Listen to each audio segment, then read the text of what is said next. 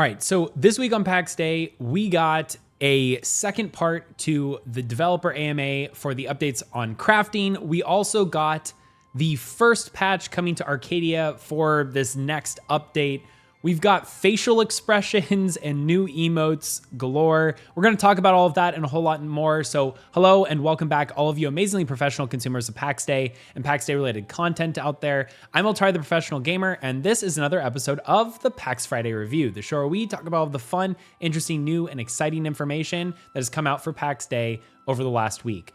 Like I said, this week we got part 2 of the developer AMA. They answer a bunch of questions. They actually give a couple of teasers specifically with regards to specializations in Pax Day for crafting in Pax Day. We're going to talk about all of that. We also got a new patch coming to us on Arcadia, which is the test environment server for Pax Day. I hopped in, checked out a couple of the various emotes. It's a little much. I think it might need some tuning, but it is definitely hilarious. I think it is great that they're giving more expression to all of the players there as well. We also have some visibility improvements for all of the various items, the resources that you can gather out in the world. All of those are much welcome changes, and then obviously more to come with the new crafting balance update that is going to be hitting the test server here in the next couple of weeks. We're going to go ahead and look at the developer AMA because there were some really interesting little tidbits of information, specifically with regards to specializations in crafting. We're going to hit that. I will see you all over there. But before we do, I just wanted to say a special thanks to all of our channel members who are financially supporting the channel. I deeply appreciate all of the support that you've provided. Also, if you haven't done so, please don't forget to hit that like button, subscribe so you can get notified whenever we come out with new Pax Day or Pax Day related content, and share this video with any of your friends who are looking to stay up to date on all things Pax Day. Over to the official Discord to take a look at part 2 of this AMA. I'll see you over there. All right, I know I said that we were heading over to the official Discord, but we're actually going to be on playpaxday.com for this first update, and then we have the patch notes for Arcadia, which are on the official Discord. So, upcoming crafting XP changes AMA. This is part 2, where the first part we talked about master crafting and some of the updates there. Now we're getting more into the nitty-gritty details with regards to how crafting XP is getting rebalanced, and this is the update for that. There is also a tease further down talking about specializations when it comes to crafting and what some of their vision is with that. That is something that we haven't heard from the devs before on, so we're going to get to that as well. But first things first, crafting XP rebalancing. What is their core philosophy?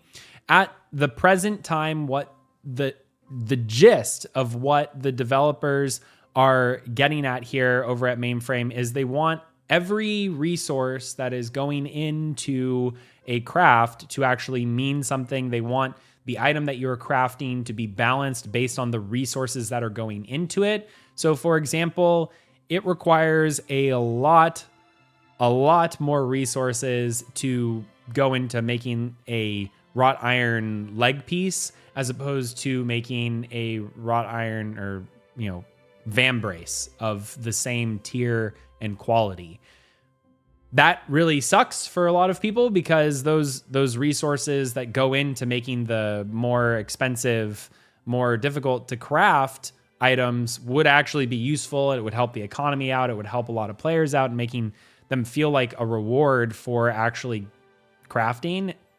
But right now, that's just not the case. So with this update, what they're doing is they're effectively updating the equation that XP is calculated with. They are not nerfing pretty much anything when it comes to what XP you're getting.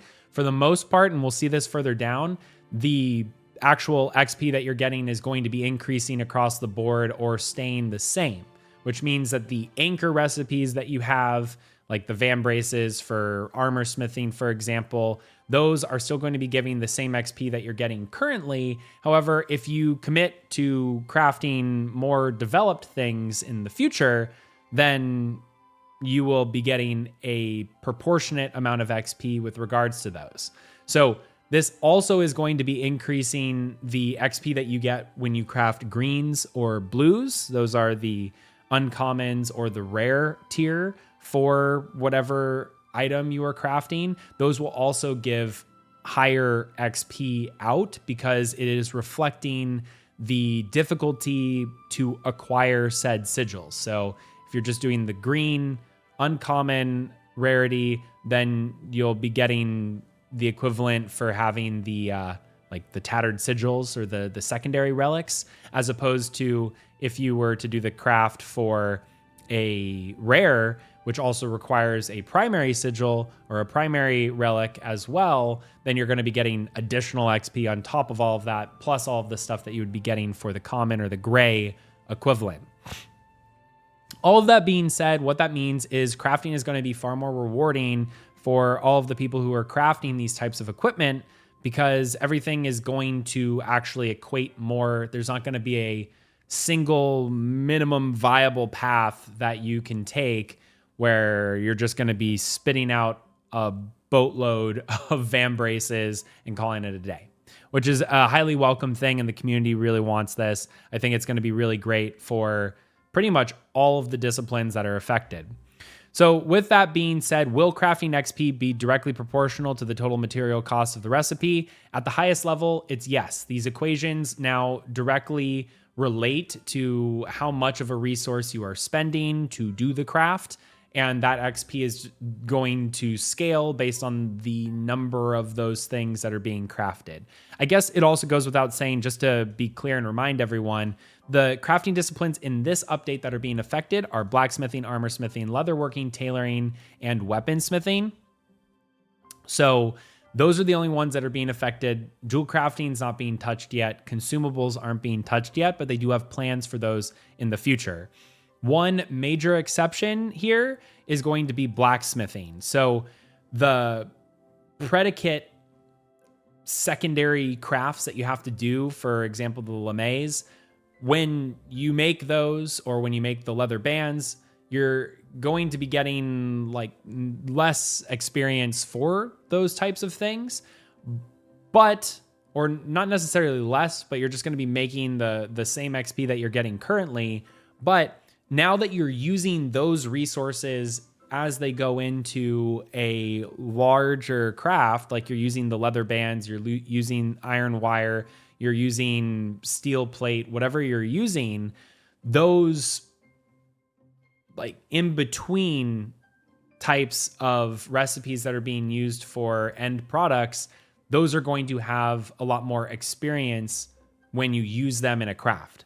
So these subcomponents, as opposed to the final complete product, those subcomponents are going to be the ones that are giving you higher XP rates. So if you're crafting something that has a lot of subcomponents to it, you're going to be getting proportionately more experience because those subcomponents required a lot more effort, a lot more resource, a lot more materials going into it. So the more complex a craft is, the more actual experience you're going to be getting for it. When asked if they're using a formula, the answer was very clearly yes, but it's not going to be based just off of the materials, but those are going to be weighted differently. So just because you're using 100 iron wire doesn't mean that the item that is requiring a bunch of plates that only requires 4 plates are going to be more or less depending on which one has more or less. It's going to be weighted based on the type of material, and that is going to also be reflected on how easy or difficult it is to get those materials too. When asked, is there a target XP per resource consistency across professions, or are there some intended to be more slower and more resource intensive? They did do an overall balance to bring everything more in line with each other. However, there are some disciplines that just generically are going to take longer than others. I believe armor smithing is probably going to be one of those. But with that being said, will XP changes be retroactive for existing crafters? Or is there going to be like a one-time bump or adjustment? The answer is no. I don't know how they would do that. I don't think they track those types of things. And it's just going to be far more simpler for them to say, from this point going forward, this is what's happening.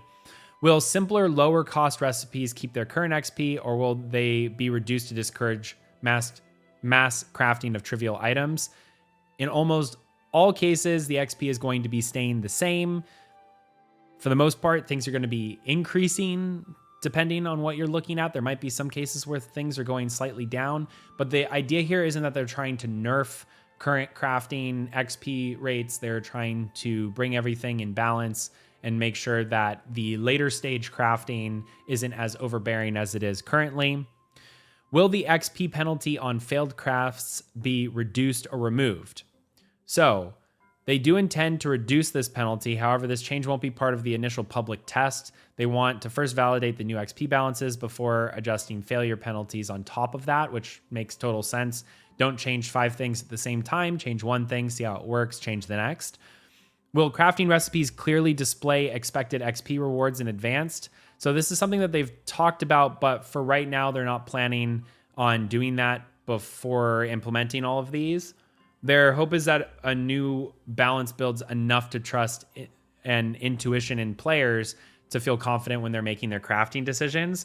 Additionally, you can also just do a craft. I'm sure there's probably many calculators out there that also are either directly sourced from game code or sourced from direct player knowledge and experience on the test server, where you can start to calculate how much XP you need and where to go based on what those output XP results are. For mass crafting and leveling efficiency issues with the question was, will the rebalance remove the current incentive to mass craft gloves, shoes, shoulder pads, and the fastest leveling method? They said absolutely yes. They do now have this scaling where you will be able to craft other types of gear and actually have it be efficient. So just because you can do a bunch of low tier crafts, it doesn't mean that that's going to be any faster than doing a couple of chest plates or legs or something that has a far more difficult crafting threshold in terms of the resources being used. Will complex items like chest pieces or breastplates now grant meaningfully more XP? The answer is yes. Will all recipes within a level range provide viable XP instead of having a clear fast track? The goal here is yes, that they want there to be a whole slew of different crafts that you can do, not just going for the one and just mass crafting that one. Will all recipes within a level range provide viable XP? So yes. Will green and blue items grant significantly more XP than grays? The answer is yes, they will. They're going to have a lot higher XP ratings. So for example, Herald's Plate of Iron Root 2 now grants dramatically more XP across all quality tiers. The common version yields roughly 670% more XP than before, while crafting the uncommon green version is about 150% more than the common and 350% more than the common for the blue or rare. So that's the 670%, but also plus the additional 150 or 350 depending. So you're going to be getting way more experience by crafting these rare tiers. I think this is going to be great. One, it's going to increase the number of these specific items that are showing up in marketplaces. People are going to start looking for the most efficient or the best, effectively the best ways to farm for blue and greens, because those are going to actually increase your efficiency as well. And you can probably turn a profit on being able to craft those green and blue varieties where you're not only leveling, but you're also getting more bang for your buck on the other side. A great example of this is if you craft a blue iron tier or a blue tier 2 piece of armor, that's effectively the equivalent of crafting a gray tier 4 piece of equipment. That's a massive increase in your item power and what you're getting out of something. Whereas the resources are significantly lower in terms of the requirements, these things should be easily farmable and you're going to be getting way more experience. So it's going to help in the mid to late stages there as well.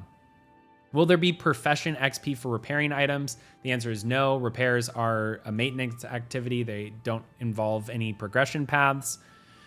When asked about recycling and salvaging, they said yes, they are planning to have a recycling and salvaging system, but it's not ready to share yet. It's going to be also a part of grace-related interactions, and they're going to have a bunch of wide relating implications. They don't want to introduce them with clear goals and proper context. So they're waiting for all of those other systems to come online. For bulk crafting and quality of life, when asked, will quantity selectors at crafting benches exist? They said these are going to be something that they are looking at, taking review of what player feedback are, and they specifically said these features are not part of the upcoming update, but they hear the requests loud and clear, and they're planning on implementing these at a later time. For recipe changes and progression, the recipes themselves are not really changing. It's just primarily the XP values. However, there were a couple of recipes that just did not have the right materials. They were requiring steel, but they were a tier 1 or tier 2 style craft. So those ones are getting fixed and updated. However, it's not a wide swap of changes for XP values and actual recipe changes too. Will recipe levels shift? So gloves lower, chests higher.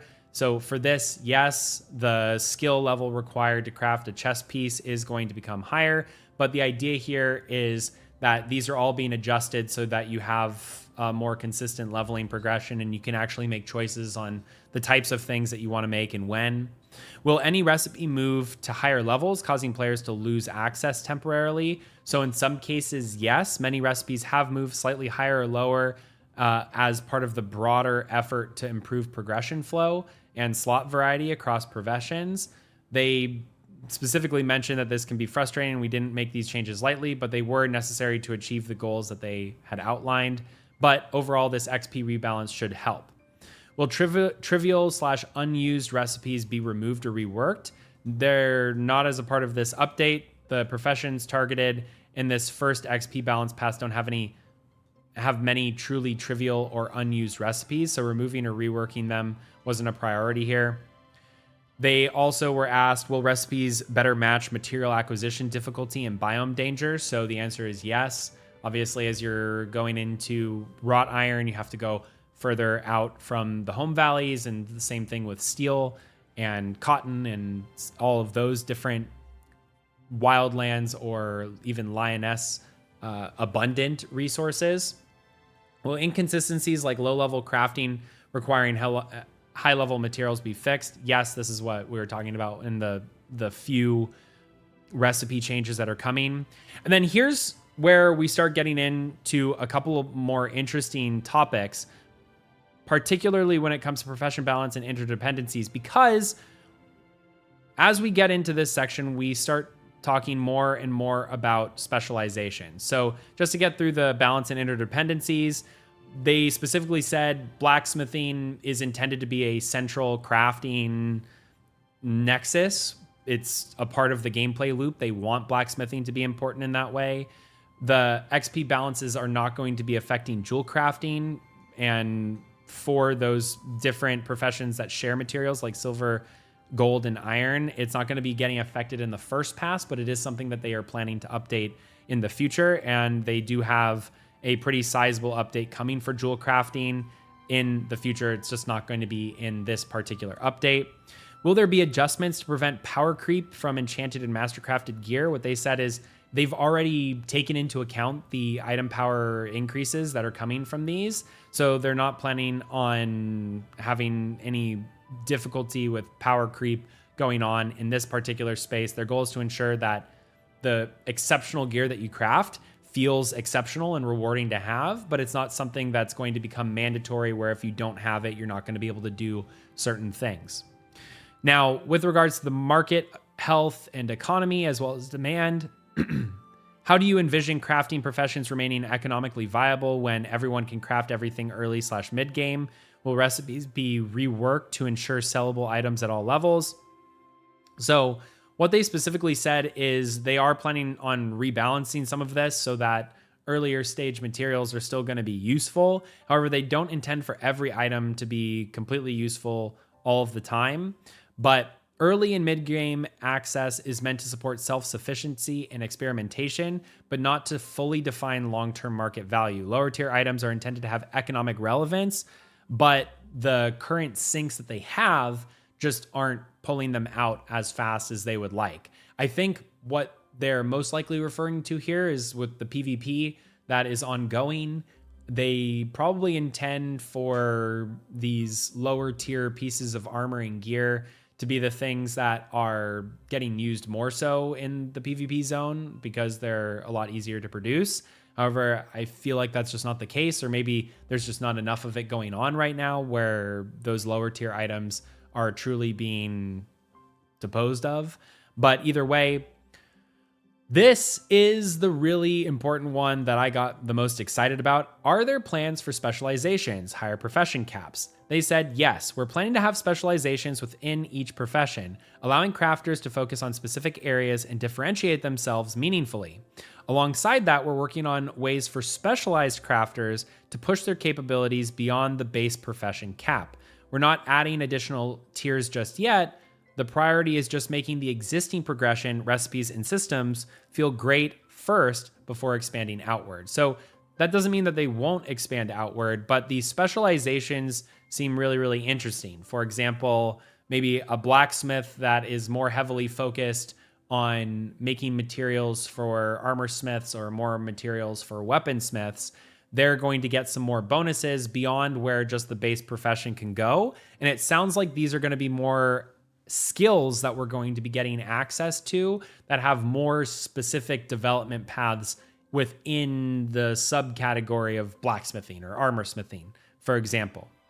Will consumables, oils, kits, and buffs be added to create ongoing demand? The simple answer to that is yes, that's the plan. Expanding and improving consumables is a key part of creating sustained demand. So again, they want to make sure that the things that we're going out into the world and crafting and gathering to create and craft, they want those things to add benefits that players want to bring, that they're always taking along for their journeys, and being able to have oils, kits, and buffs to do so would be great.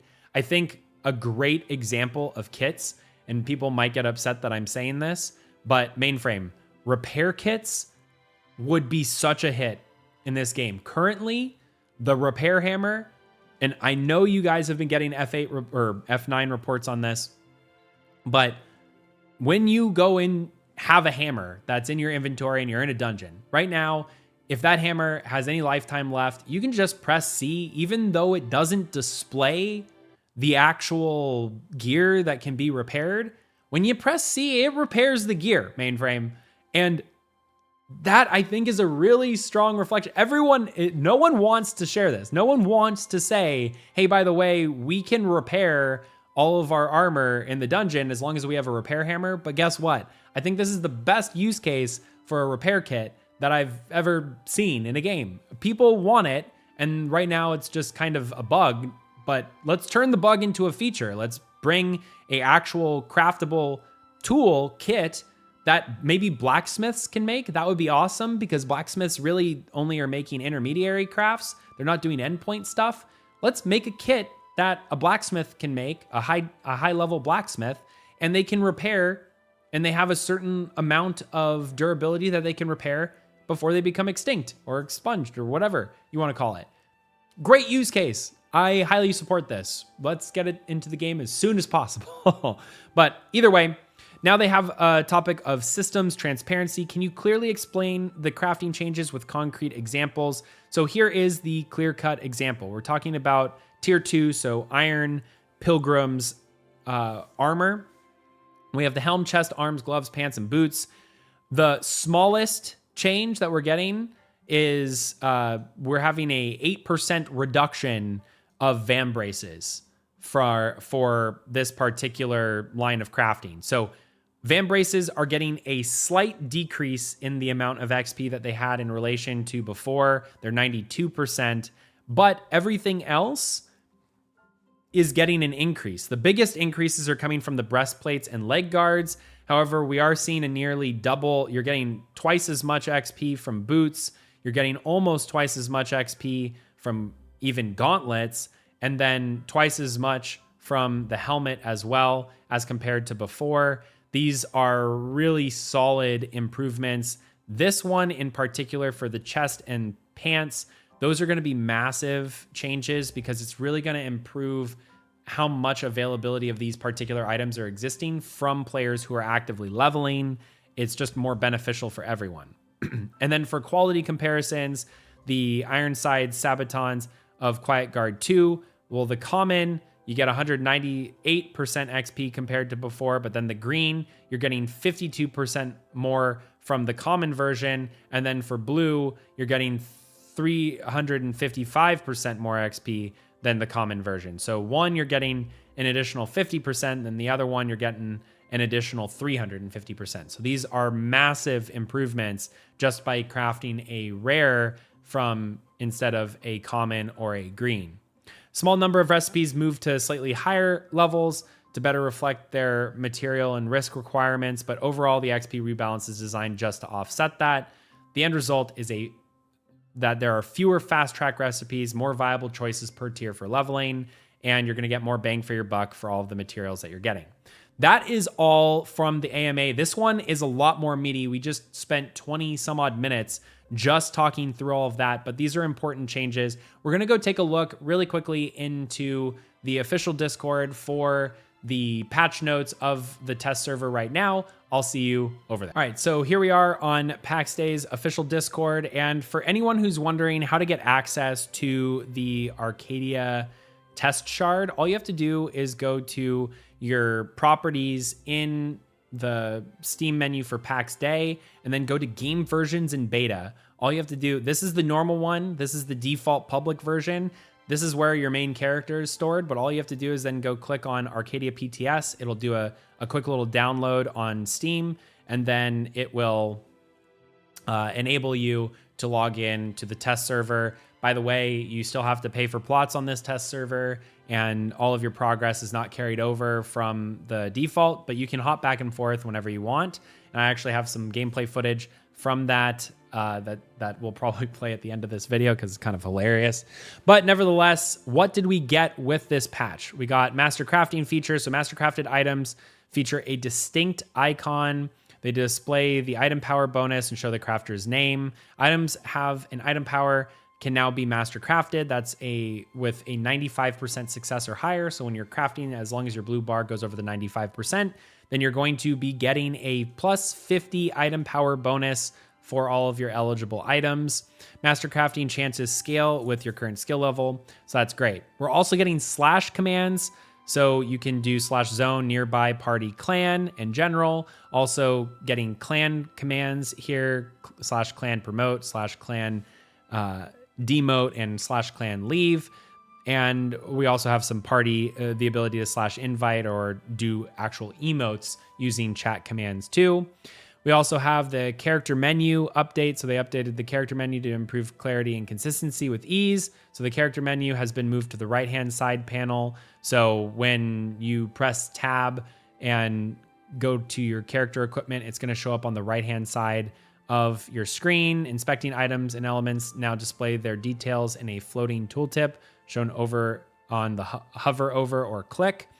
And there's a couple of other improvements to the equipment tab that also came with this. The clan menu is also getting an update, improving the readability and bringing it in line with the rest of the interface. So we're going to be getting inspecting clan related elements now show their details in a floating tooltip. Players who are not part of a clan can see two tabs, join clan and create clan. Players who are already in a clan can see news for clan announcements, as well as members and applicants. Clan settings also have the heraldry customization option to leave or disband the clan are now accessible in the top right corner of the clan menu. Then we got some item details updates. So all attributes and stats shown in the details panel have now been updated and reflected accordingly. They also made a bunch of visual art improvements so that you can see more of the resources better out in the world, which is great. And then they added some of the funniest, most creepy new emotes and moods to the game. I love them, and I think they're hilarious at the same time. These will probably get some better visual fidelity over time as well, but holy cow, I just laughed a lot with these. I'm going to include a video of my reaction as I was running around experimenting with this on Arcadia. But that's all that we have for this week. Hopefully you enjoyed it. I know this was quite a long PAX Friday review, but we got a lot of information. I'm really excited about specializations. That's the first time that they really teased something like that. Let me know down in the comments what your thoughts are on it. But thanks again. Please don't forget to hit that like button, subscribe so you can get notified whenever we come out with new PAX Day or PAX Day related content, and share this video with any of your friends who might want to stay up to date with all things PAX Day and PAX Day related. Until the next video, I'm Altari, the Professional Gamer. Okay, I need that.